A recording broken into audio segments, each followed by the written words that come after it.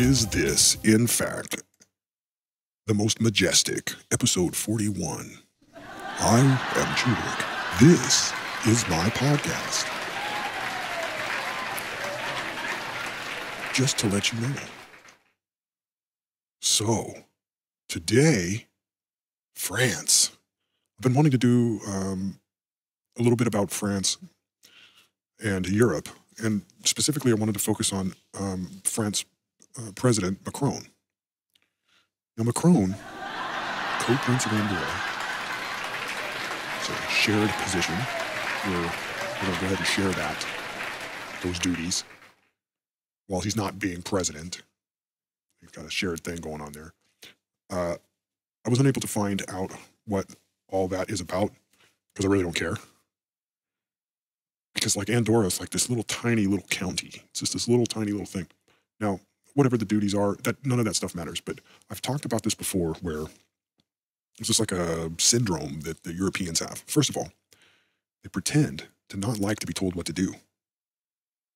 But they don't like to be told what to do, or they don't like to be ruled over by kings and queens.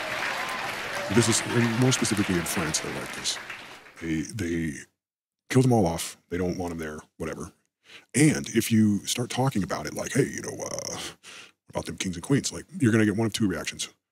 If you say it, most of the people there will be like, oh yes, remember back when our glorious king, and we had it was a glorious times of majesticness of the Roy, and they will go into this weird nostalgia of remember the good old days.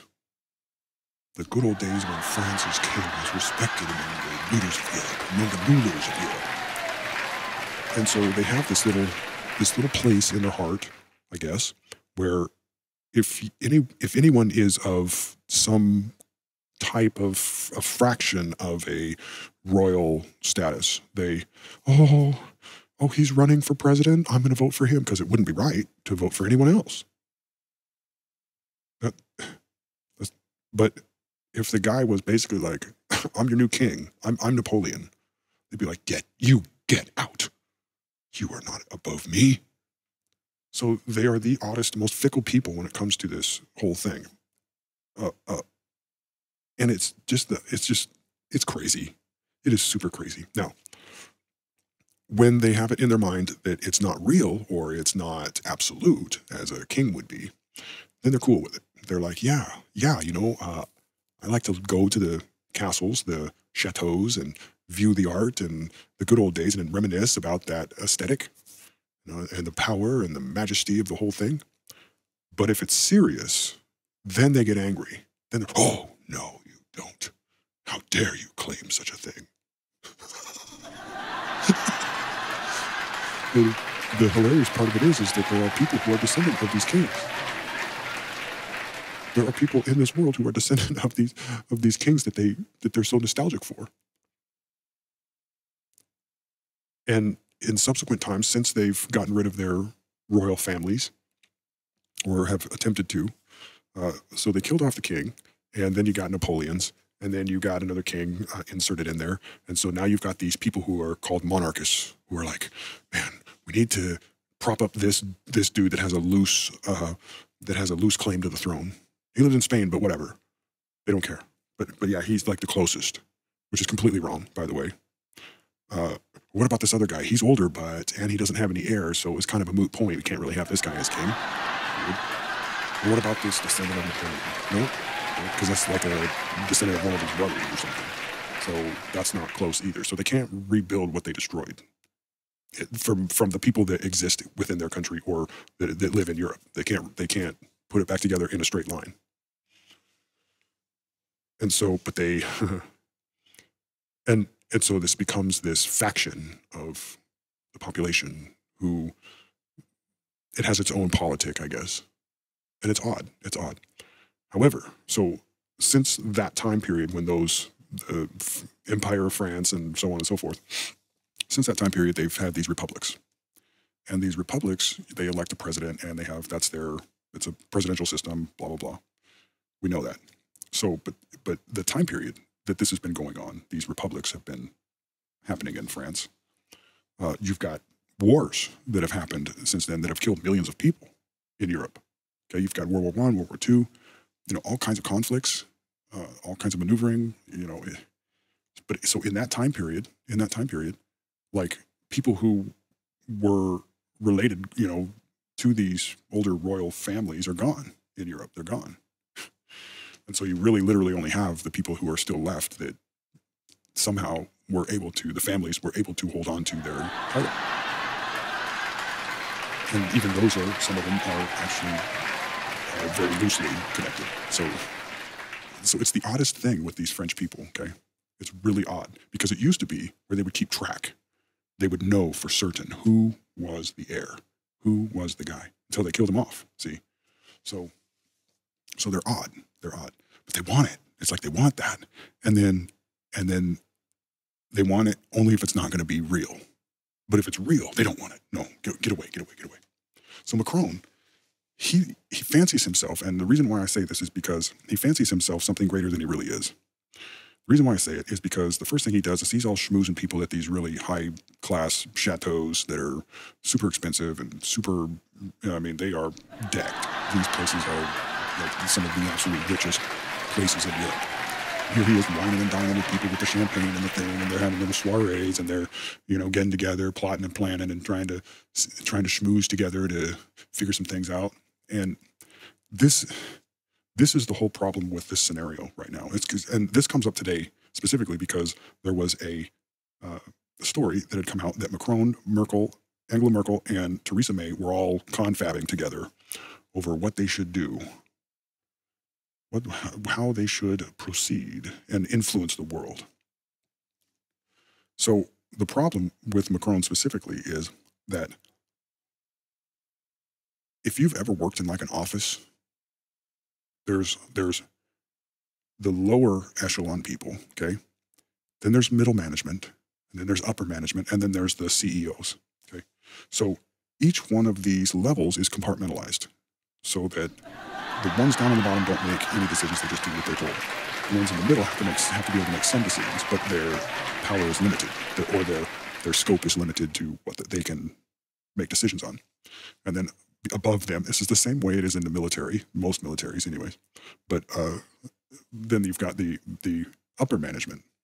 They make their decisions, and the scope of their authority is a little bit broader so that they can help facilitate the management of the middle management. And then at the top, you have the guy over all of it who is directing the whole process in whatever way it's supposed to go. So what you have with the French president, and especially with Macron, is you have a guy who is essentially built as a middle management trying to escape the scope and the confines of the scope of his office. He doesn't have enough power to do what's necessary. And so what happens, and this happens all over the world, it's not just France, but this happens all over the world.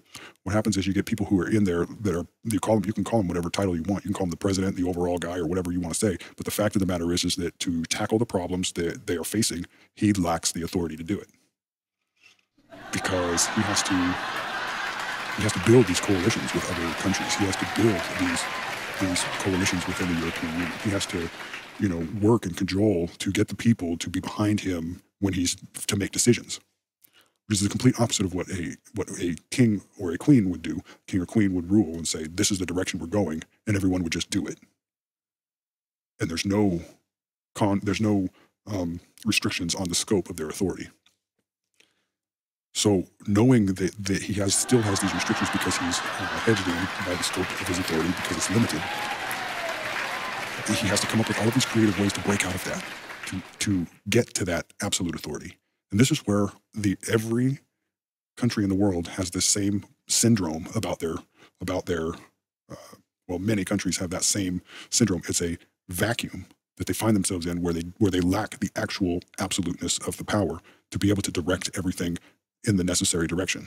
Now, I'm not saying it's good or bad. I'm just saying that they are acutely aware of the scope, the confining scope and defining scope of their own office. And it doesn't allow them to do the things that are necessary to affect the changes that are necessary for them to operate, for the country to operate. So So they come up with these schemes, all of these schemes to break out of that, get people to believe in climate change, and then you can use climate change to tax them. That's the reason why they're there, is because of climate change. It's not, they're not there because they're French. They're there because of climate change. Okay, so now you've taken the population out of its duty and direction of simply managing the affairs of the country. You've taken the population's mind off of that identity, and you've taken that identity away from them, and now you've given them a new identity based on something completely fictitious that's made up. And the idea that this is a liberal mindset, the idea is that they can control people using that. Problem is that people see right through it. They know it's false. The science is false, and they see what I'm telling you right now, and that is that this is only a means of escapement. It's a means of escapement to get out of that confining scope of their office. They don't have enough power to do it, but they want the power. So what they do, they come up with all these schemes to affect the same thing. And all it ends up doing is becoming a totalitarian mess. It's just a mess. That's all they end up doing, because at some point, while they're doing all these things and gaining all of this power outside the scope of their office, people start to get kind of worried. Like, you know, this guy's getting more and more power. He's actually done a couple of things, that are putting chains on people, not liberating them. You're not more free the more this guy keeps having to use these schemes to break out of the scope of his office. And so, at some point, midway through, and this is why it always fails, these types of things always fail, is because somebody gets the jitters, somebody gets spooked. They say, oh, you can't do that. And then they start opposing, and which creates a feedback loop, because now he has to crack down on that, because it's putting him back into the confining scope of his office and his authority. And so he cracks down, and the more he does that, the more people, the more there's a public outcry to get him back into his confining scope. So it never works. But liberal minds will do this over and over again ad infinitum. They will never stop. And it's because they want this thing that they cannot have. They want to be the ones that have that power. And it starts out as them wanting to be the ones that have that power so that they can be the ones, because they know themselves to be responsible. I'm responsible, so I'm not too certain that somebody else wouldn't be responsible. Also, they go into it with this motive of, I'm not, that they themselves think of themselves to not be crooked, and they certainly don't want somebody else in there that is crooked. So in their minds, this is how they convince themselves that this is the right thing to do, the right course of action for them. It also never works. Excuse me. So they want to be the ones, as opposed to somebody else who they're not sure is going to be not a crook. And so they get into it, and the first thing that it does is it turns them into a crook, makes them do things that are unethical. And when they're challenged, they are forced to double down. Otherwise, in their mind, they might get the other guy, and the other guy, from their perspective, could be crooked. So that's something that they're not willing to gamble on. Now, if you followed me this far, we have come to the point where we can now realize that every problem that the world faces today is based on the same idea, same philosophy. And I want you to think about it, okay? Every problem, every world problem stems from this situation. Liberals have to make something up to rally people to their cause. The reason why they have to do that is because they don't know how the government actually works. Like the way governments work is a known quantity. The way the economy works is a known quantity. How to improve markets and show growth and investment and build wealth. It is all known. It's a known thing. The math doesn't lie. It's known how it's done. Since they don't have a corner on that, they have to come up with other reasons to run for office to get people to vote for them. And the other things that they do is they play upon the social status, or they make up things like abortion. Abortion is like the most hideous one, because somehow liberals got it in their mind that they can convince people,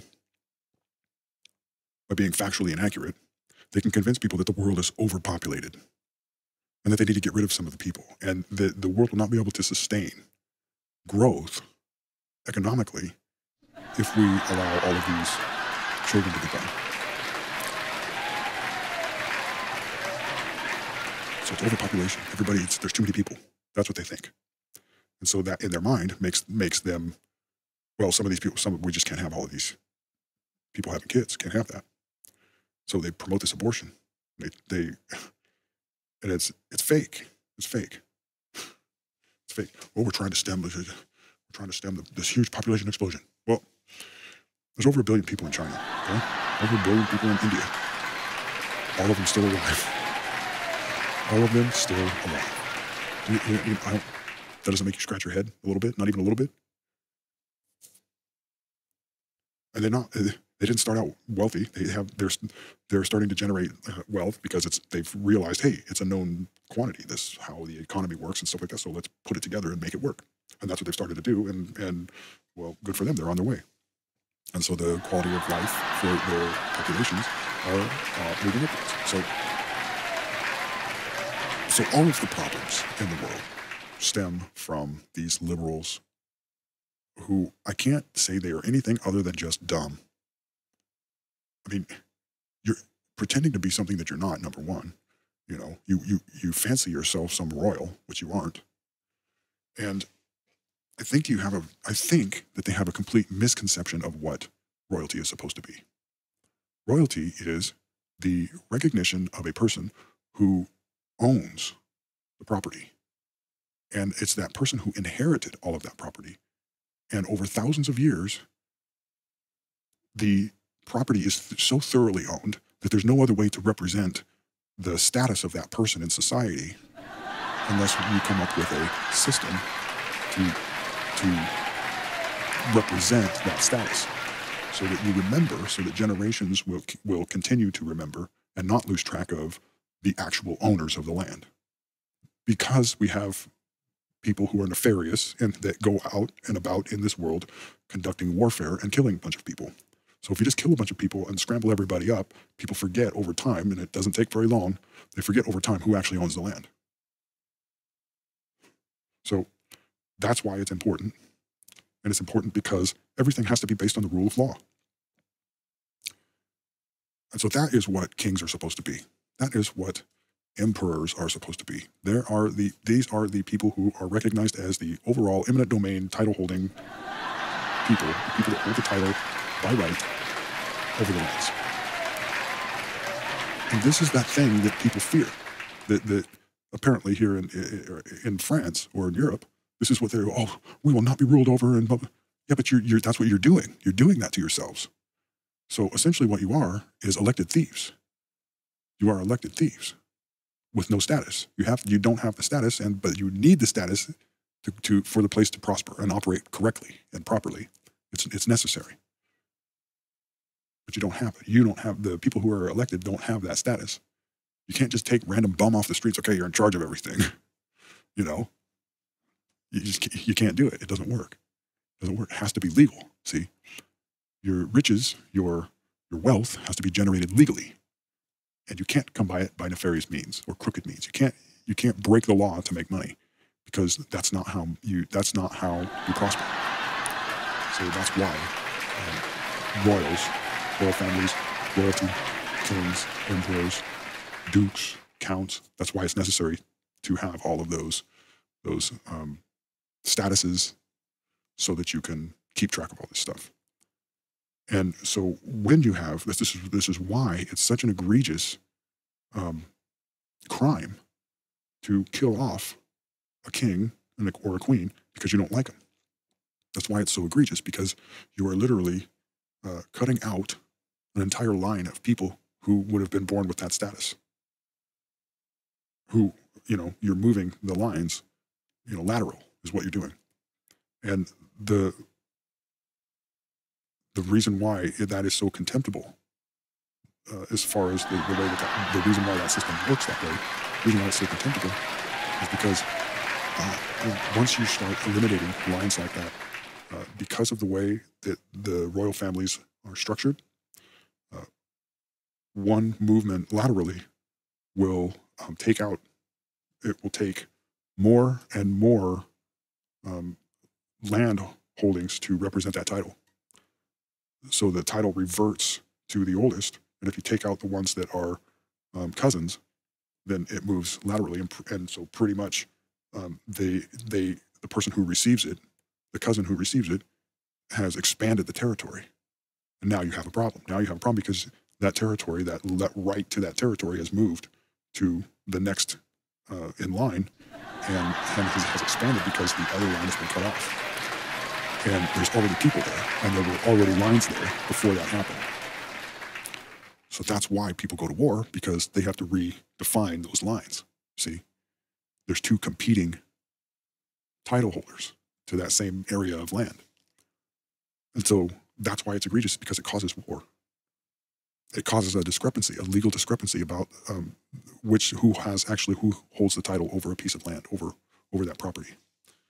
And when I say that, if you go back and you imagine there's very few people in the world, and so there's this couple who has a piece of land that they farm on or whatever, thousands of years ago.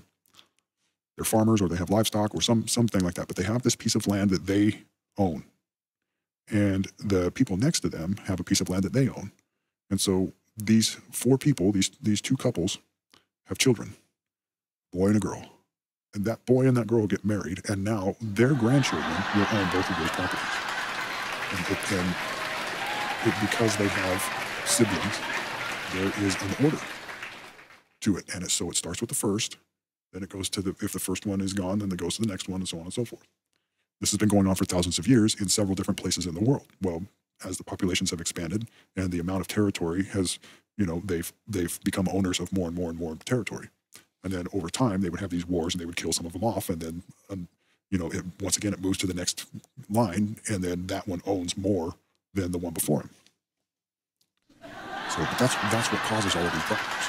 Okay? It causes all of these wars. These disputes are all just wars because it's required to represent the actual ownership of the land. And when a place like France takes out their royal family, their king, that is their title holder, and that is what causes those types of problems. So France is definitely no stranger to wars, and so to recover that, you get a guy like Napoleon. He goes in and he just, I'm going to take the whole thing, and so he was somewhat successful.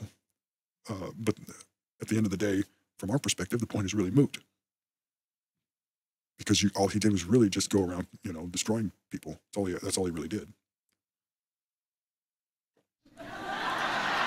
It's sad to find out that a number of those royal families escaped France before all of those wars wiped everyone else out.